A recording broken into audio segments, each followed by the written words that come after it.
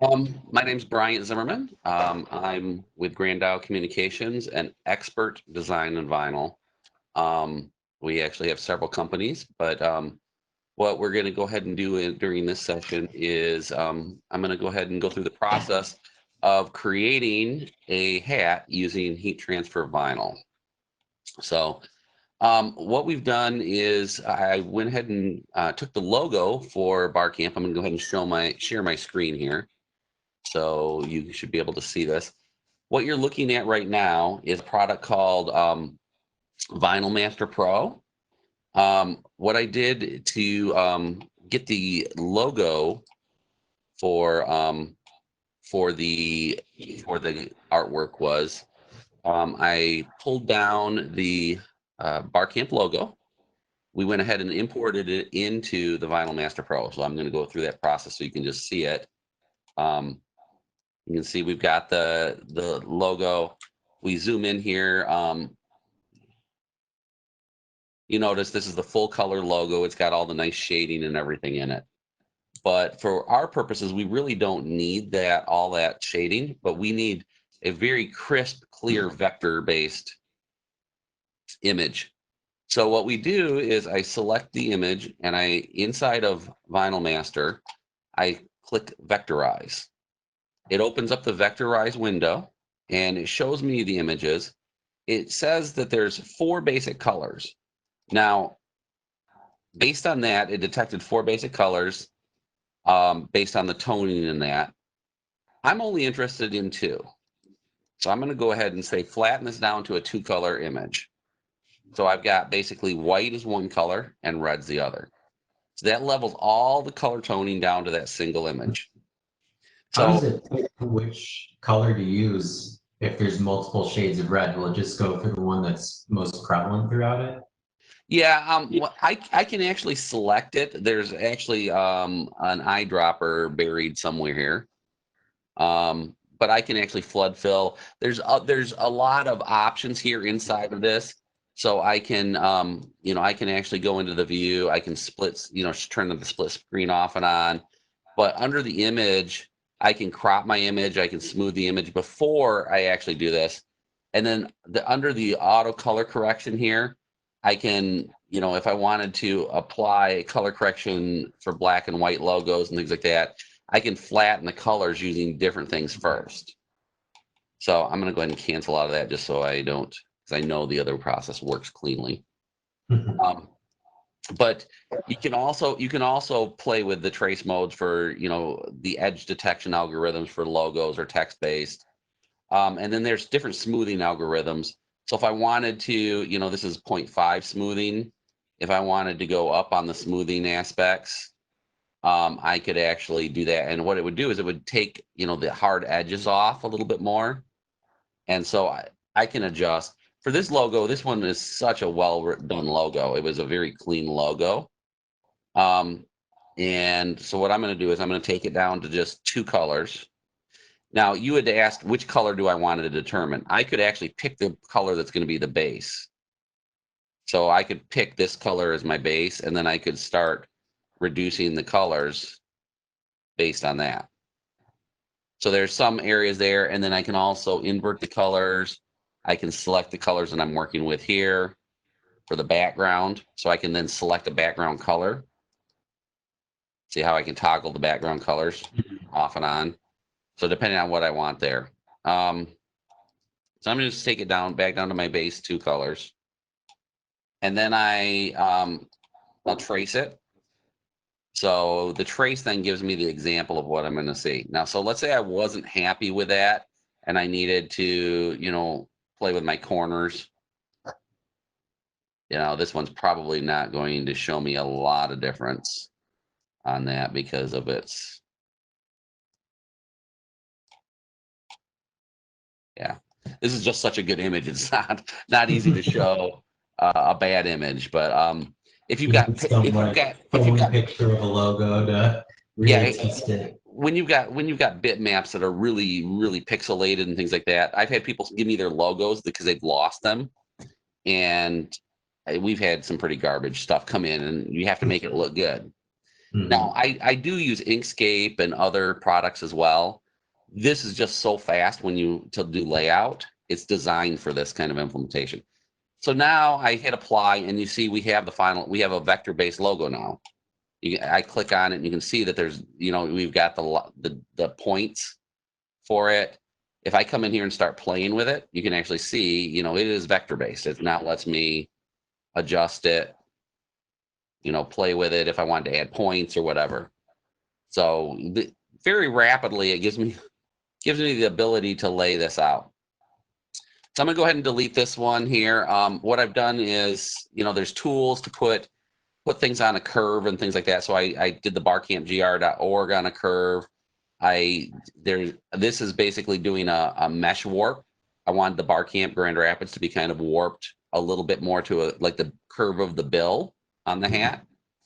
And then the 2020, I wanted that to be kind of a little bit stylized. So I stacked the 2020. So now I've got my artwork here. I took the black background, and if you look over here on the right side, you can see each of the objects in the artwork. And what I did is the black background here, the black square, I shut it off and told it I didn't want that to print or cut. So I also did the same thing to the red BarCamp Grand Rapids. I didn't want to delete that just in case I wanted to come back to it, but I don't want it to go to the print. So now I can go ahead and send that directly to the cutter, or I can go ahead and send it to a cut file. So the cut file lets me pick which colors I want to cut. Now this shows me that I've got 3 colors, which kind of is a screw up on my part. I wanted only 2 colors. So I need to go ahead and select the BarcampGR and change it to the lighter silver. So now I'm going to send that to the cut file. So now I've got just 2 colors. I've got my red and I've got my percentage of black, my gray. So I send that to my cut file. So now I've got my cut file here, and I'm going to change my proportions on this. I'm going to make this a 12 by 12 area. Okay, so that's a 12-inch by 12-inch area. So this is approximately 2 inches high. I'm going to move it down here because I just like to have my graphics in the lower right corner. Okay, and then I've got my second page, which is my gray colors. Okay, so this is going to be my cut area. Now, one thing I noticed here is the 2020. See how they overlap a little bit? Any place we see a line, we're going to get a cut. That's not really what we don't want it to cut across itself. So that tells me that, okay, we've got a little bit of a problem there. So I'm going to go back and take this 2020 and I'm going to select it. And there should be some options. So I've grouped it together, but I really don't want it grouped. I want some other functionality. So I'm going to come up to my object palette, and there's an option to weld. So I'm going to go ahead and weld that together. And what I'm going to do now is, let's see if I can zoom in.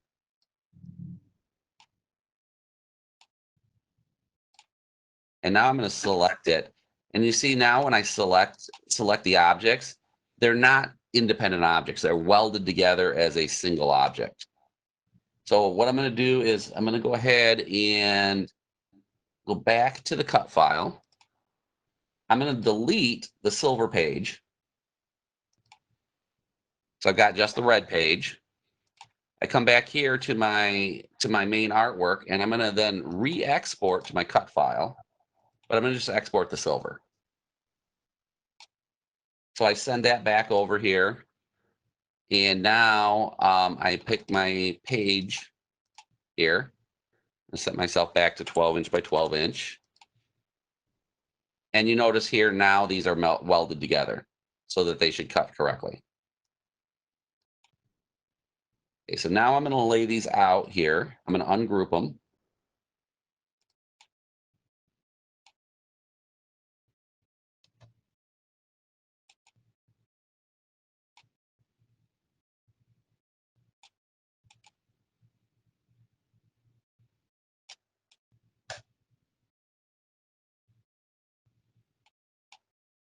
Okay.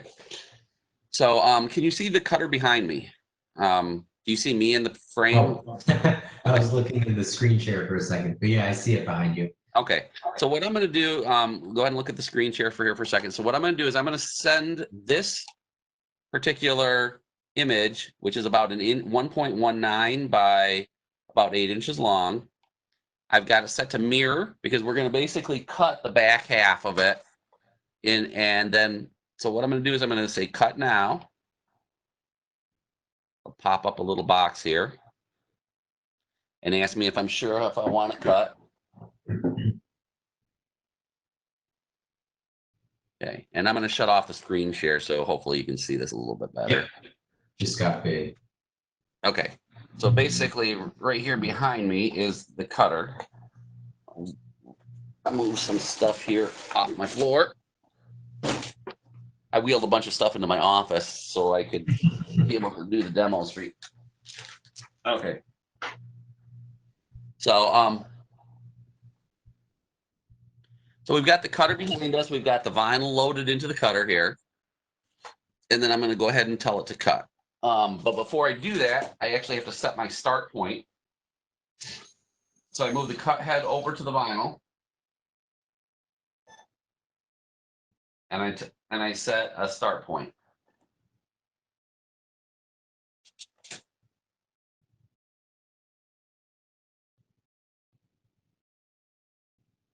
Okay. And then we go ahead and start cutting.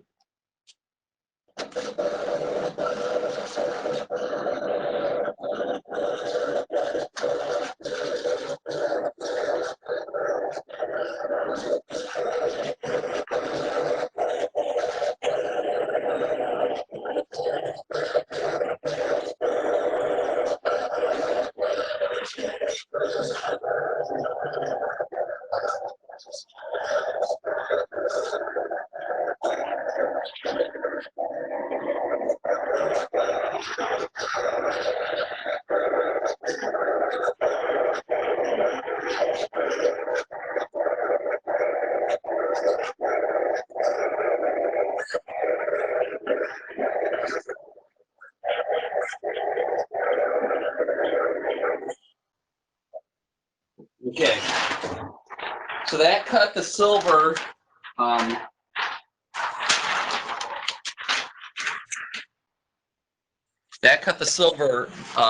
vinyl that we wanted. So I pause this. So this only does the cutting then. There's no printing involved, right? Yeah, You already have the color and it's just defining the shape. Yeah, this is defining the shape. So it's a, and then I advance the material out. I take my knife and cut it loose from the,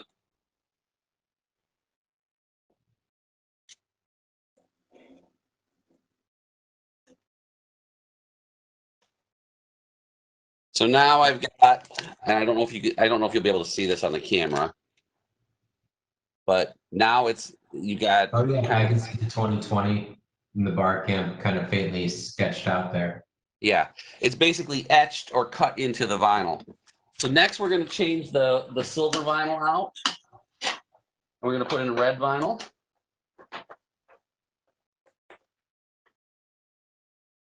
Now, because I have a smaller piece of red, it doesn't fit in the rollers fully. Mm-hmm. So what I have to do is I have to load a piece of this. This is a very well used piece of. It's a Mylar that has basically just a sticky tack to it. I've used this for almost 2 years. I buy it in a big roll, and it's very inexpensive when you buy it that way. And I probably got 5 years worth of this on hand because of that. It's interesting. So I have an uncle that does screen printing, but I've never seen the vinyl printing. Yeah. Yeah, we started doing the vinyl about 3.5 years ago because we were doing robotics teams. Mm-hmm. And so we were doing shirts for the kids. And so we started doing our own shirts because it was much more cost effective. Mm-hmm. And I started out with a little cutter, and advanced up to an industrial. And like I said, it was just kind of one of those things that slowly progressed up. So I'm actually going to move this over to this edge of the cutter. I want to get the most under the cut wheels that I can. And I move the header out, the cutting head out of the way. Move that over.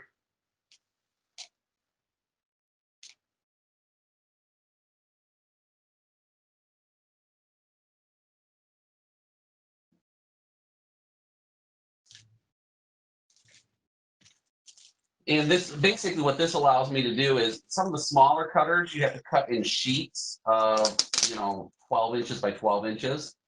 This roll cutter lets me pretty much go up to 20 to 28 inches wide is basically my maximum capacity on the roll cutter. But I drop this in, I put my head where it needs to be. Set my starting point. Make sure my guides are down. Then I go back over to the screen here, and I'm not gonna bring this back up, but I pick the red page, and then what I do is I just send that to the cutter, and I'm actually going to. Actually, I will share my screen so you see what I'm doing there. So what I'm going to do before I do this, because I don't want to waste as much material, and there's a good chance that I may do a couple of these. So I'm going to duplicate my image.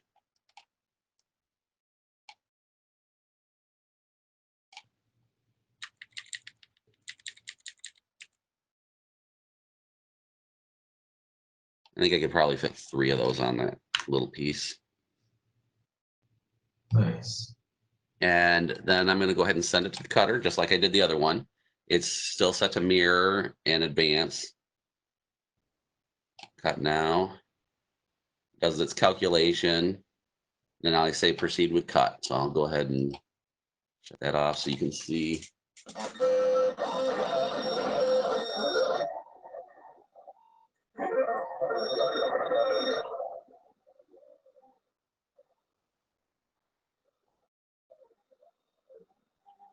Now I accidentally slowed the cutter down, but you can actually kind of see more what it's doing at the slower speed.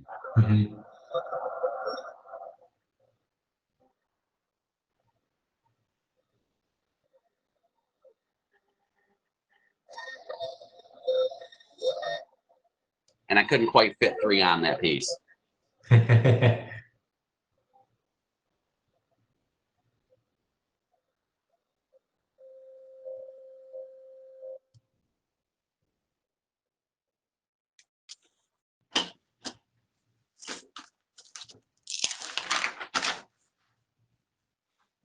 So you probably aren't going to be able to see the cuts here on this. It's pretty hard to see. No, yeah, that one's a little tough to see. Okay. So what I'm going to try to do here is let me see if I can. I don't know if this will let me switch to this other camera. Let me see if I can join or if I have to drop out. You should be able to do. Are you joining from a different computer? Yeah, different laptop. Okay. So we're room 170. Yep, you should be able to just join in again.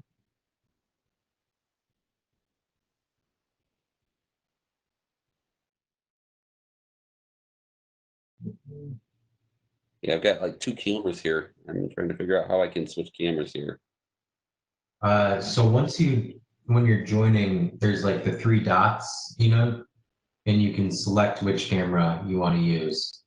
So like I have 2 cameras hooked up to this computer, and it gives me the option to choose between the 2. Okay, so let me join the meeting. I don't know if it'll kick me out. And then it should just join you twice. Just make sure you don't join on audio on both. I see you. Okay.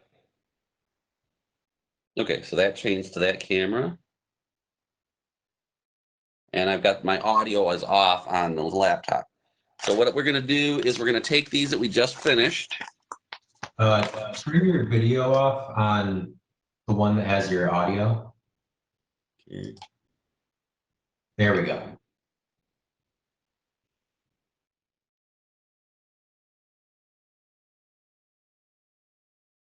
Oh, but I lost your audio.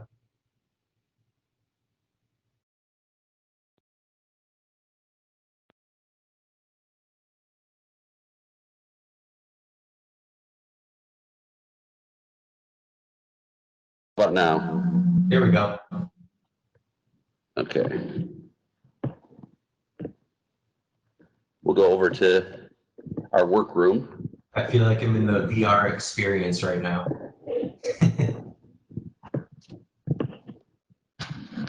Okay. Let's see how this works.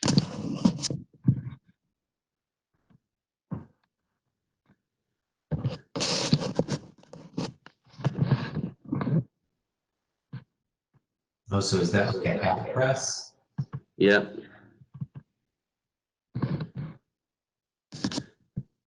Oh, that's cool. Okay. That's why I wanted to bring you in here real quick. We'll grab a couple tools.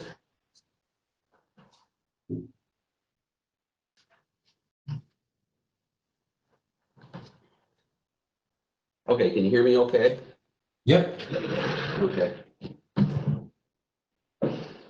Okay. There a way that I can pin my video? You're pinned in my screen. So in the recording, it should be pinned as well. I just want to make sure that I can see my video because when you talk, it goes away. Mine goes away, which is fine. I just needed to pin it so that I could. Do you see yourself okay, or you want me to turn my video No, off? I can see myself. I just wanted you to be able to see what I was doing, and I can't. I want to be able to see where I'm at here. So basically, what we do now is we take a weeding tool, similar to like a dental pick, and we just basically catch the unused vinyl, and we peel away the areas that we don't want on the hat. Try and get my hands out of the way so you can see.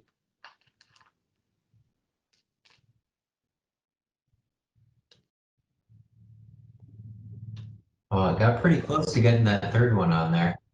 Yeah, but close doesn't cut it, unfortunately.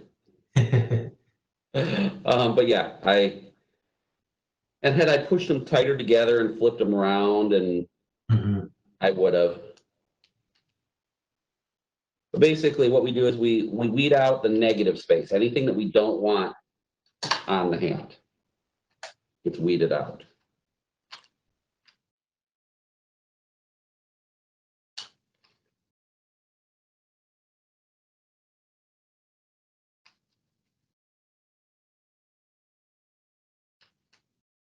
So this is the image that we want for the upper part of the hat. Now, I think I dropped, when I was carrying that out, I think I dropped the other piece, so I will be right back. Sounds good.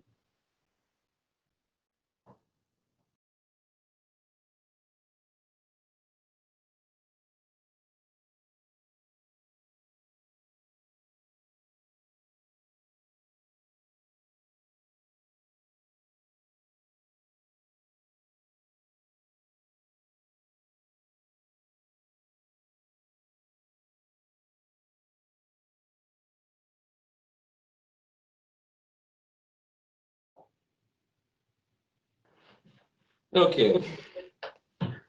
Also gave me a chance to grab the hat that I left sitting at my desk. That will help.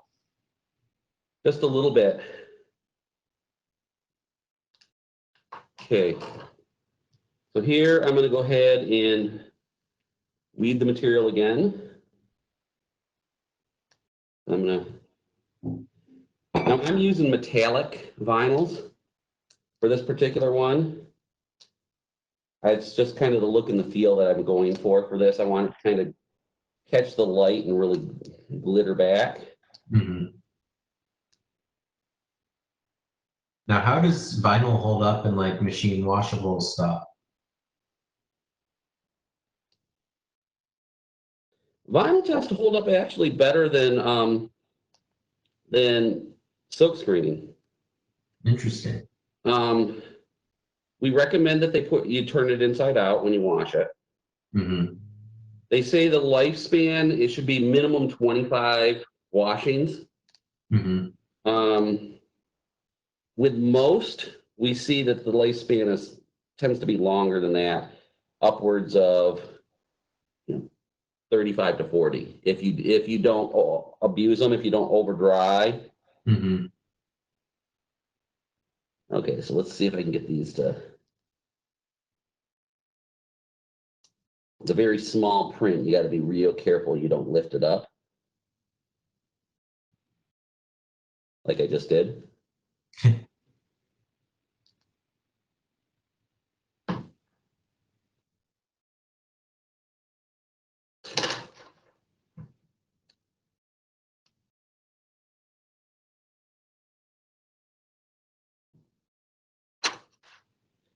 My cutting blade, it looks like it might be getting a little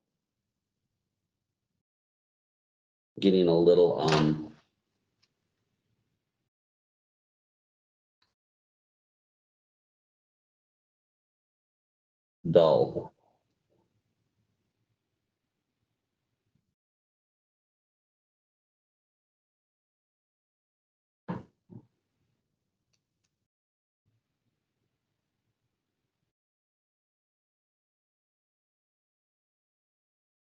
Because this didn't cut all the way through. So I may do the bill later so I can get the base hat going here. The 2020 cut good. That's one of the challenges when you cut really small detail work. You have to make sure you have a very sharp blade. Otherwise, the cutter, and I think I decreased the pressure a little too much too for the detail work. Hmm. So because what's happening is I'm getting some of the really small text lifting off the page. Now, are all vinyl cutters blade based, or do any use like laser cutting? They have laser-based ones as well. Um, the price point goes up on them, Hmm. and you get some vinyls can't handle the laser. Mm. So I went Just with kind of like melts away. yeah. You have to play with it, and so the blade cutting tends to be very reliable as long as you keep a sharp blade in it. Yeah. Um, if I can, there's certain tricks. If you weed into the parts of the letters, it doesn't tend to pull up. But when you weed against them, they tend to pull up.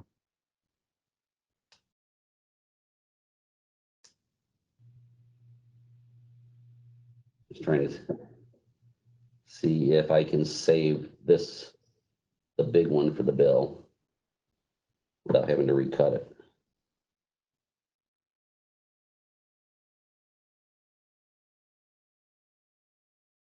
It's gonna have to recut it.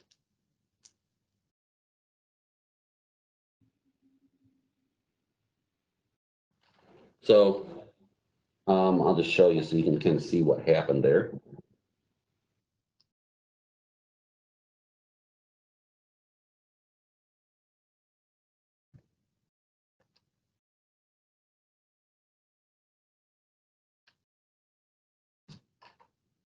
And when you're doing high volume, this is part of what takes the longest. Once you get the artwork done, this is where you get the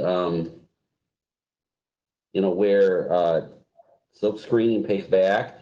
Once you get your screen done, it's literally you just lay it on and you run your Right.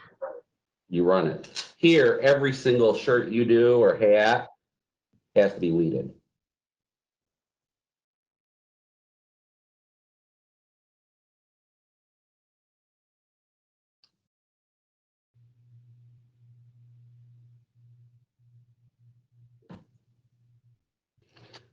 So you can see, unfortunately, I'll have to recut this one, but you can see what happened is because of the detailed cut, it lifted up, and it lifted up our bar, and it lifted up some of the pieces. So that's where you want to make sure you get a good solid cut underneath it.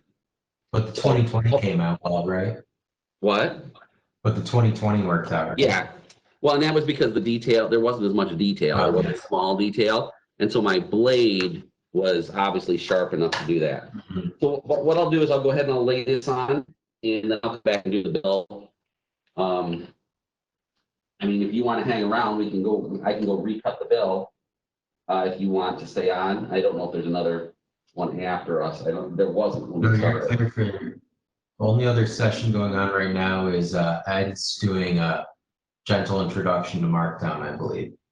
Yeah. Okay, so let me go ahead and see if we can get the camera adjusted for you.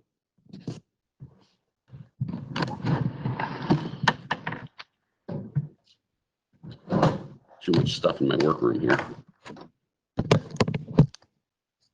Okay, so what we've done is we've stretched the hat on the platen. So there's a foam rubber platen here. We've got the press already up to temperature. It's 316 degrees. I'm going to do a quick press of the hat just to, I want the moisture that's in the hat out.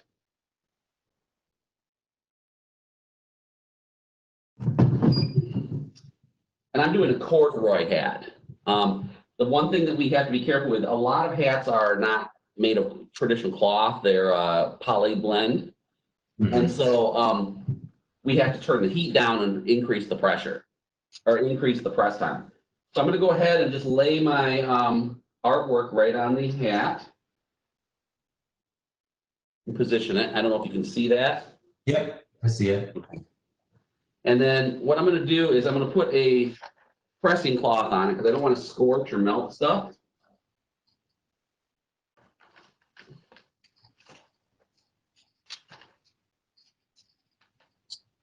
Of course, my little piece I couldn't find, so.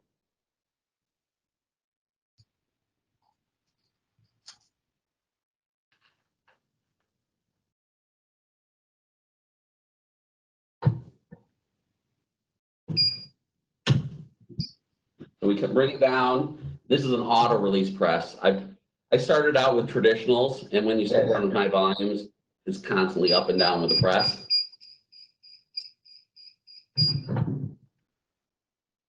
Okay. And we didn't get a complete press there. The platen and the head is shifted a little bit. So I'm going to push it back. Actually,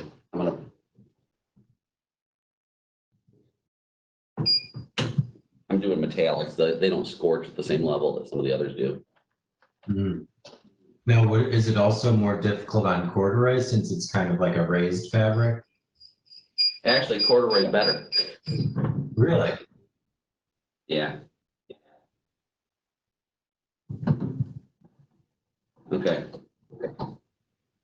So we can see right now, we've got it on here. It's cooling. I'm going to let it cool a minute there.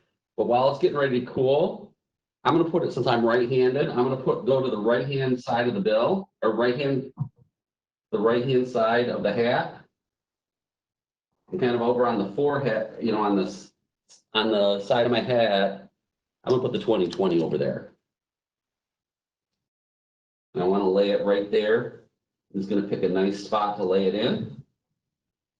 A little bit of embellishment on it. Pull it down, and that'll tack it into place.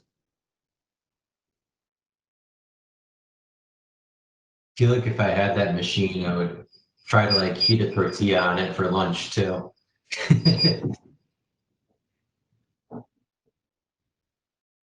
Now the silver is a hot peel.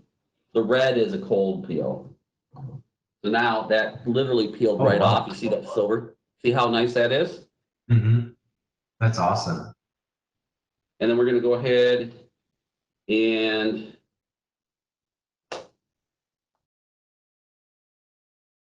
the red is not stuck down at the level that we want it to.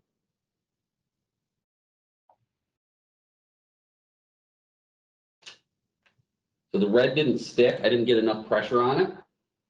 But I mean, it's stuck enough that we were able to get it to lay in. But I'm gonna go ahead and put it back on.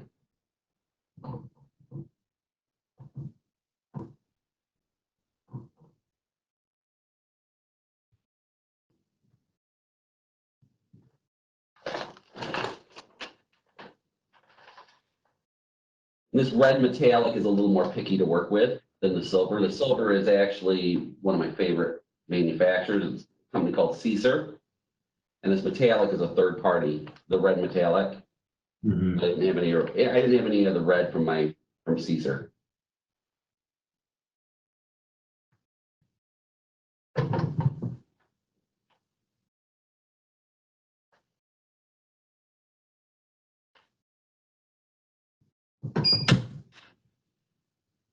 The red was also going over the seam in the hat.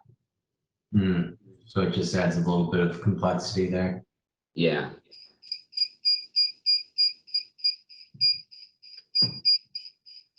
So I'm going to go ahead and press it for just a couple seconds longer.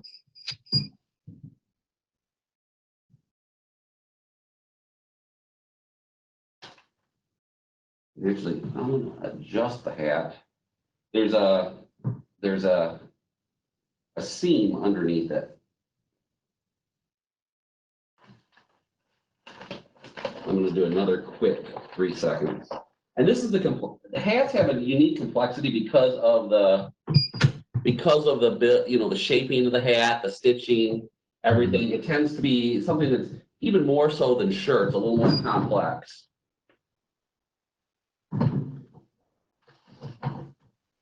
Okay. So now we've got a nice lay on that. You see it lays right into the seam nicely. So this metallic, once you get a good solid press and get it to adhere, you can actually see the seam right in it. Mm-hmm. And so it lays directly in. And we've got our 2020 right there on the side. Nice. Okay. That's awesome. So, and then what we would do, what I'll do with the GR BarCamp, I'll recut that, and I curved it. Let me see if I can. I didn't.